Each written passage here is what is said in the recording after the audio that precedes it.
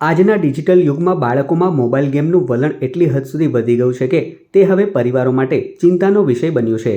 સુરત શહેરના ચોકબજાર પોલીસ મથક વિસ્તારમાંથી એક એવો જ ચોંકાવનારો અને લાલબત્તી સમાન કિસ્સો પ્રકાશમાં આવ્યો છે, જ્યાં ઓનલાઈન ગેમ રમવાની કુટેવના કારણે એક જ પરિવારના 3 સગા ભાઈ બહેન રિસાઈને ઘર છોડીને ભાગી ગયા છે।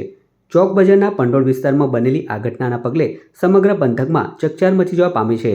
આ સાથે જ પરિવારજનો સહિત પોલીસ તંત્રમાં ભારે દોડધામ જોવા મળી છે।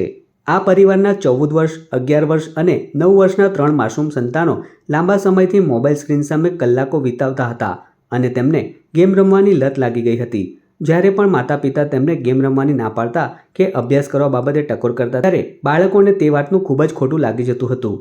ગત રોજ પણ આ જ બાબતે માતા પિતાએ સંતાનોને ઠપકો આપ્યો હતો કે એમના 3 બાળકો છે, ઉંમર વર્ષ 14, 11 અને 9। એ 3 બાળકો થોડુંક મોબાઈલમાં ફ્રી ફાયર અને અલગ અલગ પ્રકારની ગેમ્સ રમવાના આદતી હતા, તો એમને વારંવાર એમને ઠપકો આપતા હતા અને ઠપકાથી એમને થોડુંક લાગી આવ્યું છે અને લાગી આવ્યું છે તો એ સવારે 4 વાગે ઘરેથી થોડાક કપડાં અને થોડાક નાણાં લઈ અને ઘરેથી નીકળી ગયેલા છે। તો એમની જે અમને રજૂઆત કરી એ આધારે અમે અમારા પોલીસ સ્ટેશન ખાતે આ વાતને બહુ ગંભીરતાથી લઈ અને એક ગુનો રજીસ્ટર કર્યો છે। ગુનો રજીસ્ટર કર્યા બાદ તેમને ટ્રેસ કરવા માટે લગભગ 5 જેટલી ટીમો બનાવેલી છે।